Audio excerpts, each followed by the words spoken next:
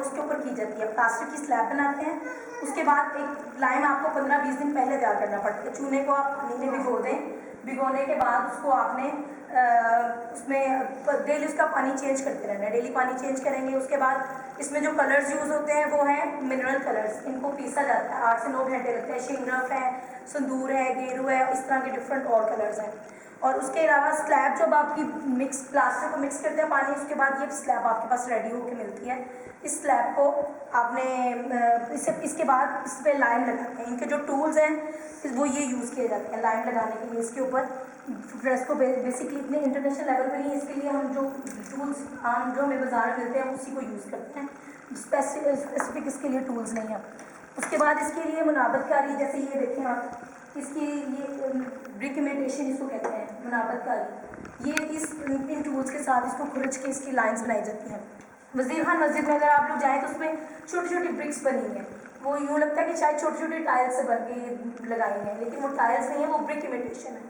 वो उन्होंने इस प्लास्टर लगाने के बाद उसके ऊपर कलर करने के बाद उसको ये इन टूल्स के साथ उन्होंने वो खुरच के उसको मुनाबतकारी उसके ऊपर की है, उसको मुनाबतकारी कहते हैं। उसके बाद लाइम बनाने के बाद आपके पास ये चीज़ आती है, लाइम लगाते हैं आप, इसके ऊपर आप डिज़ाइन लेते हैं डिफरेंट जगहों पे, किसी भी मॉस से किसी भी डिज़ाइन से उस डिज़ाइन को आप इनलार्ज करवाते हैं। इनलार्ज करवाने के बाद पेपर पे ट्रेस करते हैं। पेपर पे ट्रेस करने के बाद इसको आप स्लैब पे रखने के बाद आप इस कोयले को पीसेंगे और कोयले की पोटली बनाएंगे इस तरह से छोटी। कोयले की पोटली बनाने के बाद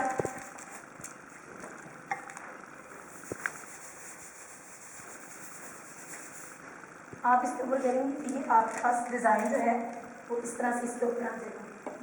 नज़र आ रहा है सब बच्चों को? इसके ऊपर लाइम नहीं है, एक्चुअली लाइम हमारे पास मौजूद नहीं था, आपको जस्ट बता रहे हैं कि इसके ऊपर लाइम लगाने के बाद लाइम को सेट करने के लिए 15 से 20 मिनट चाहिए होते हैं कि लाइम सेट हो जाएगा, फिर इसके ऊपर पेंटिंग करते हैं। इसके ऊपर ये उसकी अगर ड्राई हो जाएगा लाइम तो वो फ्रेस्को नहीं रहेगा, वो कुछ और चीज़ हो जाएगी, वो फ्रेस्को की जगह सीखो हो जाएगा। ठीक है, अब आपको स्लैब बनाना है।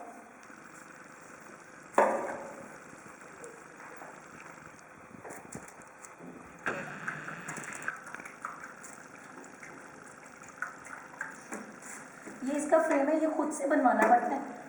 इसी से 10 बाई 10 का 1 फीट का जितना भी साइज आपको चाहिए उसका फ्रेम ये बनाना पड़ता है।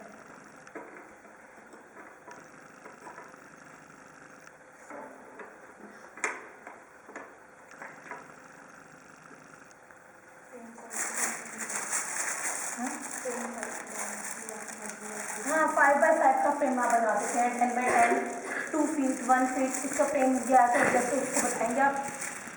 जो पड़ी है टाइल्स की डिफरेंट साइजेस हैं, यहाँ पर भी जो पड़ी हैं डिफरेंट साइज़ के हैं सारे। ये फ्रेम साइज अकॉर्डिंग जो फ्रेम साइज़ है, अगर आप चाहते हैं कि आप बड़ा साइज़ का बनाए बड़ा साइज़ का बना सकते हैं फ्रेम, और वैसे आप छोटे साइज और 10 बाई 10 तक जो फ्रेम स्लैब होगी उसमें कुछ नहीं डालना पड़ता, उसमें सब प्लास्टर मिक्स करें वाटर में और स्लैब बन जाएगी। लेकिन जैसे जैसे स्लैब जो है वो आपकी बड़ी होती जाएगी, उसमें कुछ स्लैब में होती है कि बोरी के धागे जो है वो निकाल के उसमें डालने पड़ते हैं। लेकिन जो 2 फीट की स्लैब है उसमें हम तारें डालते हैं, जिसकी तारें आपको होगी ये इस तरह की वायर होती है। ये वायर जो यूज़ होती है स्लैब को, ये जो बड़ी स्लैब है उसमें डालते हैं। नहीं छोटी नहीं, प्लास्टिक देने की उसमें ये कि अगर आप उठाते हैं हाथ टूटे ना उसकी, उसमें आ जाती है, ग्रिप आ जाती है। जैसे वो लेंटर वगैरह डलते हैं उसमें तारें डलती हैं, और इस तरह इसमें भी इसकी ग्रिप के लिए और इसको रखने के लिए उसमें वायर्स होती हैं। तो आप बता सकते हैं कि वायर क्यों यूज़ करते हैं स्लैब में? आपने भी सुना है वायर क्यों यूज़ करते हैं स्लैब में? और बड़ी स्लैब में यूज़ करते हैं, छोटे में? बड़ी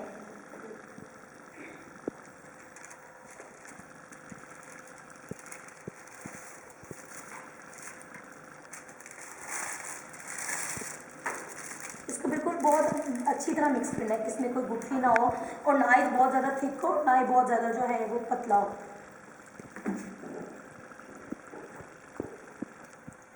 जो बच्चे बैक साइड पे हमको नज़र आ रहे हैं,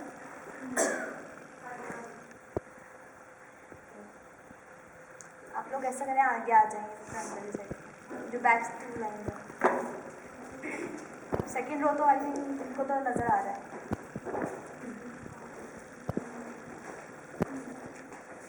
इस शेप में, ना बहुत ज़्यादा थिक हो और ना ही बहुत ज़्यादा हो सॉफ्ट।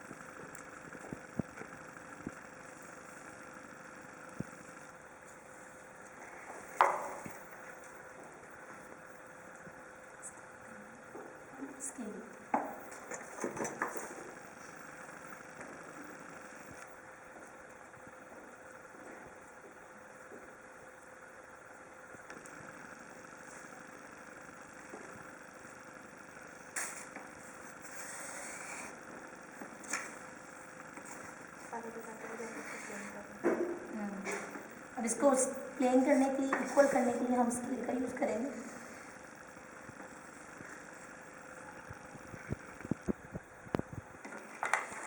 देख रहे हैं कि जो स्लैब है वो जिसके ऊपर आपको पेंटिंग की हुई नज़र आ रही है, कितने ज़्यादा स्टेप से गुजर के यहाँ पे पहुँची।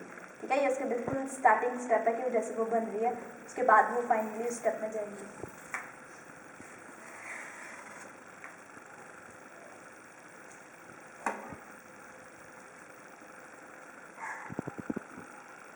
इसको ड्राई होने में 15-16 मिनट लग जाएंगे इसको ड्राई होने में, और उसके उतनी देर तक आपको बाकी स्लैब का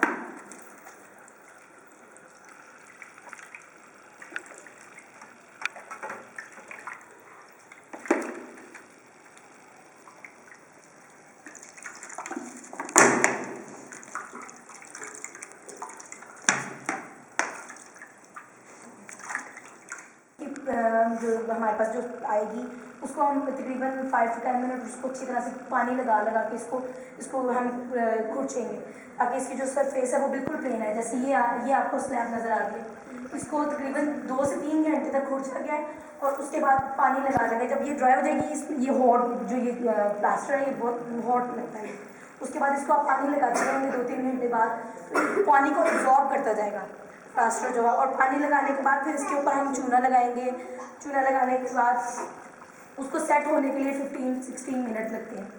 चूना हमारे पास अवेलेबल नहीं था, तो ये मेरे पास ऑलरेडी पहले से जो कल मैंने करवाई है वो स्लैब थी ये, लेकिन इस टाइम ड्राई हो चुकी है। इसके ऊपर आप पेंट कर सकते हैं, लेकिन वो पेंट फ्रेस्को नहीं होगा, वो सीको होगा। आपकी ट्राई के लिए अगर आप इसको अप्लाई करना चाहें कोई भी कलर्स या कुछ भी, तो इस पर आप अप्लाई कर सकते हैं। करना चाहते हैं आप लोग आप में से कोई जिसकी ड्राइंग अच्छी आ जाए ना, पेंट अच्छा है या ब्रश कोई मूवमेंट अच्छी है, वो थोड़ा थोड़ा कोई भी करना चाहे कुछ भी।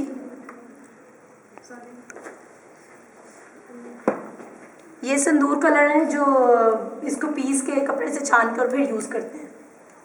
जितने भी कलर्स हैं उनको मिनरल कलर्स को पहले कपड़े से छानते पीसते हैं 7 से 8 घंटे, फिर उसके बाद उसको ना। तो इसमें सीको और फ्रेस्को जो 2 वर्ड आप यूज़ कर रही हो, इसमें मेन डिफरेंस सीको एक्चुअली अभी हम ये स्लैब तैयार की है ना हमने, ये ड्राई होगी, इसको कुचेंगे, इसको गीला करेंगे, इसके ऊपर फिर लाइन चूना जो हमारे पास इस टाइम अवेलेबल नहीं है, इसके ऊपर चूना लगाएंगे, वो गीला होगा, उसके ऊपर चूना लगा के उसको 10 से 15 मिनट पेंट करोगे, वो 10 से 15 मिनट उसको सेट होने में लगेंगे, उसकी तय बन जाएगी बारीक सी।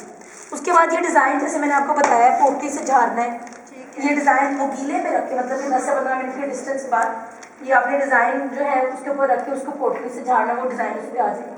और उस गीले में 7 से 8 घंटे के अंदर अंदर आपने इसके ऊपर पेंट करना, वो फ्रेस्को होगा।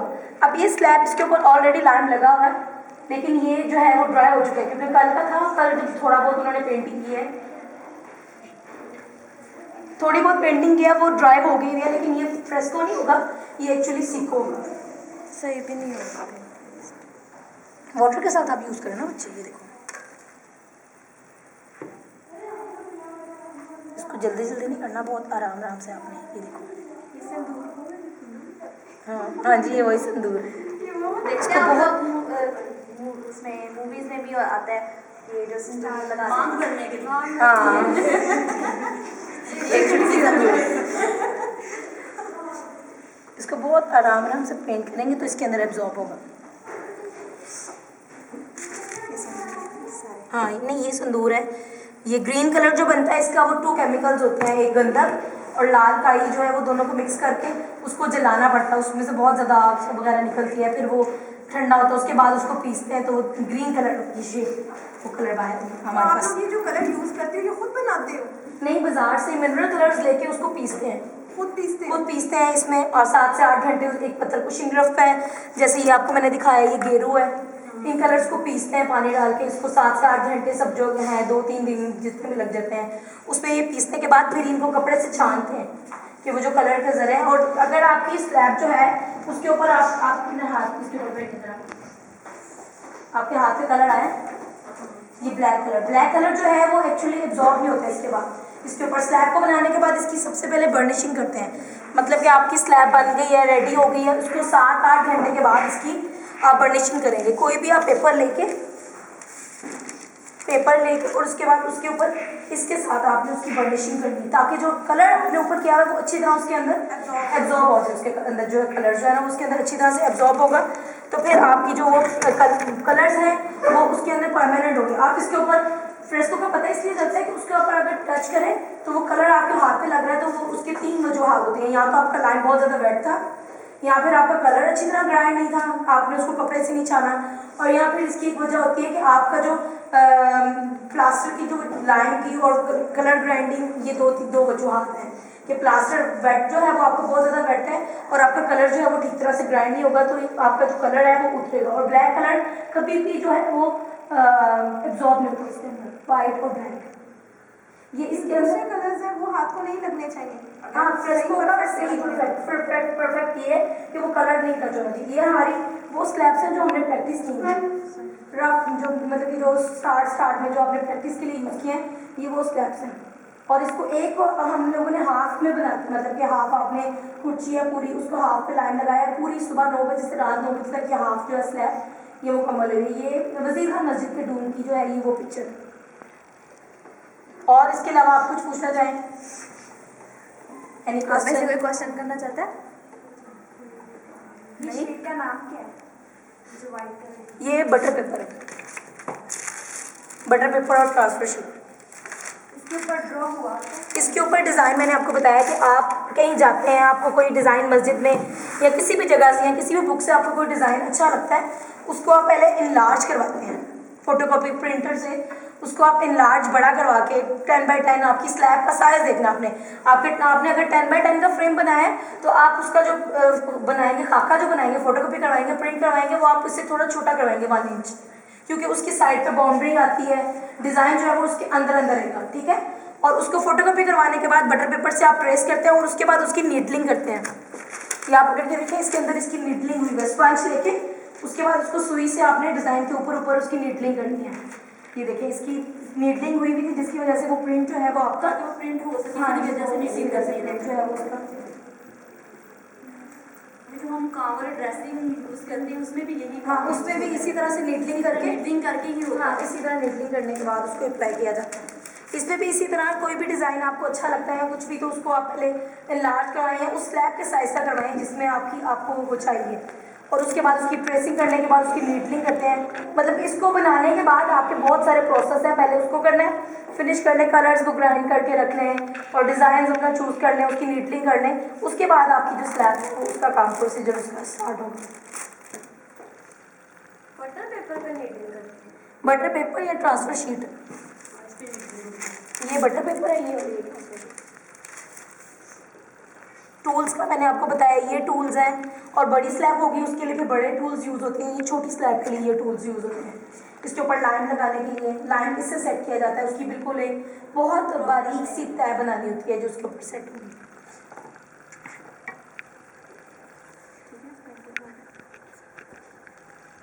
ये अब ड्राई ऑलमोस्ट हो गया।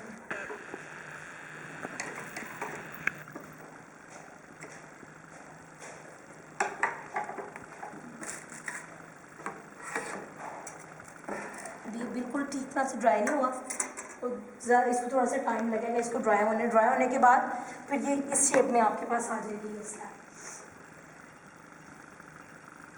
Any question? कोई और क्वेश्चन करना चाहिए, पूछना चाहें? इनसे क्वेश्चन पूछ लेते हैं।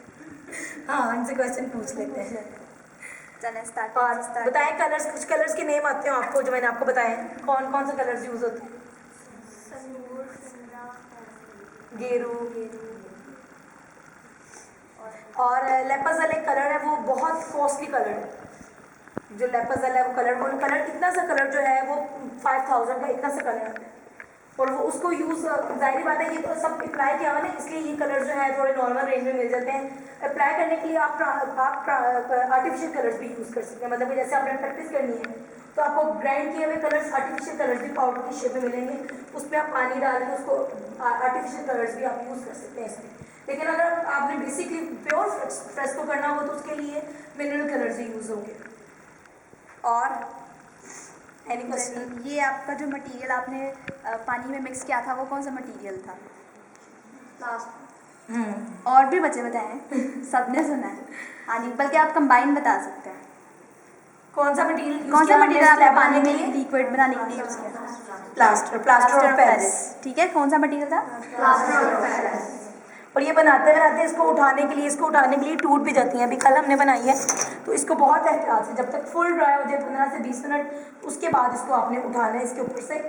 और अगर फ्रेम जो है आपका, अगर आप बहुत ज़्यादा यूज़ करते हैं, फ्रेम को बहुत ज़्यादा बनाते हैं तो इसके ऊपर ग्रीस लगानी पड़ेगी, क्योंकि न्यू फ्रेम हो तो वो तो आपका इजीली यूज़ हो जाता है, लेकिन इसकी साइड्स पे ग्रीस लगा के और फिर इसको जो है से छोड़ दे। हाँ, ताकि वो इजीली फ्रेम जो उतर जाए। और अगर फ्रेम नहीं उतरे तो जाहिर बात है स्लैब आपकी टूट भी सकती है।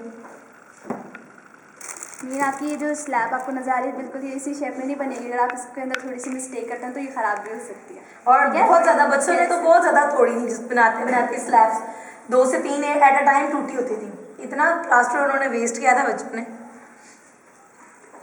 नेक्स्ट, और वो जो आपने बताया था जो पोटली सी बनाई थी उसको? हाँ, और पोटली किस चीज़ की बनानी थी? कोयले को पीस के तो वो आपने पोटली बनानी है। और डिज़ाइन का प्रोसीजर कौन बताएगा? डिज़ाइन कैसे लेंगे हम? किसी भी बुक से लेते हैं या किसी भी पिक्चर से आप डिज़ाइन लेते हैं तो कैसे आप उसको बनाएंगे डिज़ाइन को? प्रिंटर से पहले वो करते हैं, फोटोकॉपी उसकी करवा लेंगे, फिर उसे नीडल से उसमें वो नीडलिंग करेंगे। हाँ जी, और उसके बाद आप ट्रेस कर लेंगे। प्रेस करने के बाद उसकी नीडलिंग करेंगे।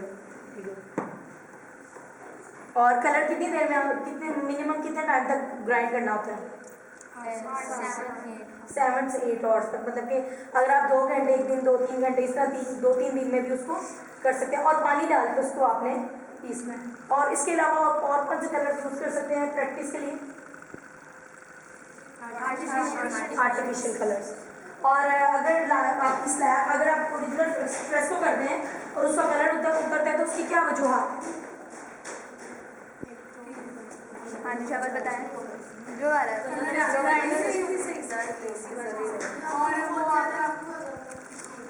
नहीं, सीखो तो डिफरेंट है। इसका पूछ रही हूँ कि किस वजह से आपका कलर उतरता है। मैंने आपको इसकी 2 रीजंस बताई है ना। कलर्स की ग्राइंडिंग ठीक नहीं हुई और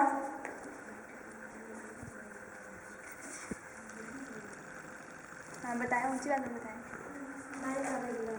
हाँ, लाइन बहुत ज़्यादा वेट हो और उसके ऊपर खाका करके आप उसको कर लें कलर्स, तो उस वजह से भी मतलब कि 10 से 15 मिनट्स आपने उसको देने हैं कि लाइन हो जाए, लाइन अपनी सेट हो जाए, उसके बाद आपने खाका झाड़ के फिर ऊपर पेंट करना है। अगर बहुत वेट पे कर लेंगे तो भी कलर जो है वो उसके अंदर नहीं होगा। और एक और वजह है, अगर हम इसकी बर्निशिंग नहीं करेंगे, जैसे मैंने आपको बताया था कि स्लैब अगर कलर करने के बाद दूसरी स्लैब का इसके ऊपर पेपर रख के आपने इसकी बर्निशिंग करनी है। अगर आप बर्निशिंग नहीं करेंगे तो भी कलर जो है वो आपका अच्छी तरह से एब्जॉर्ब नहीं होगा। बर्निशिंग 8 घंटे बाद इसलिए की जाती है कि कलर जो है वो स्लैब के अंदर अच्छी तरह एब्जॉर्ब हो जाए। जब इसके ऊपर पेपर रख के आप इसकी बर्निशिंग करेंगे तो वो पेपर जो है वो उसके अंदर प्लास्टर के और उसके लाइन के अंदर एब्जॉर्ब हो जाएगा अच्छी तरह, ठीक है। तो अब 3 आपकी हैं रीजंस जिसकी वजह से कलर्स जो है वो हमें पता चल जाता है कि कलर्स क्यों होते हैं। और उसके बाद इसमें शाइनिंग इसलिए नहीं है कि इसके ऊपर वैक्स होता है, लैकर स्प्रे होता है, मैट लैक। इसके ऊपर जब आप मैट लैकर स्प्रे करेंगे तो वो एक अपनी इसकी मजबूती आ जाएगी, इसके ऊपर एक इसके ऊपर एक शाइनिंग थोड़ी सी आ जाएगी, इसके कलर्स की शाइनिंग आ जाएगी। आप वजीर खान मस्जिद में जाएँ, उनमें जाएँ, उस पर थोड़ी उन्होंने वैक्स की हुई है, मतलब कि उसके कलर्स जो हैं वो आपके हाथ में इसलिए नहीं लगते कि उसके ऊपर उन्होंने वैक्स की हुई है, उसके ऊपर उन्होंने एक लैकर स्प्रे किया जिसकी वजह से उनकी जो है वो उसमें शाइनिंग है। बस अच्छा, यहाँ अगर वो केमिकल कलर जो हैं वो यूज़ करते हैं या आर्टिफिशियल कलर्स हैं, आर्टिफिशियल कलर्स इससे लगता है हाथ को टच करता है या नहीं? नहीं, वो जस्ट प्रैक्टिस के लिए होते हैं। वो फिर उस पर गेस नहीं कर सकते ये फ्रेस्को है या सीको है। उसमें यही नहीं होता ना कि जो जिनको पता है कि फ्रेस्को क्या है और सीको क्या है, उसमें फिर ये चीज़ वो कह सकते हैं कि हो सकता है इन्होंने सीको किया था। वो फिर ये चीज़ नहीं होती कि वो फ्रेस्को नहीं रहता। फ्रेस्को का सही आइडिया किसी चीज़ से होता है कि उसके ऊपर हाथ टच करके आप चेक करते हैं कलर उतर है नहीं आ रहा। अगर नहीं आ रहा तो आर्टिफिशियल कलर यूज़ हुए हैं या सीको किया हुआ है। ये 2-3 रीजंस होती हैं कि उसके फ्रेस्को ना होने की।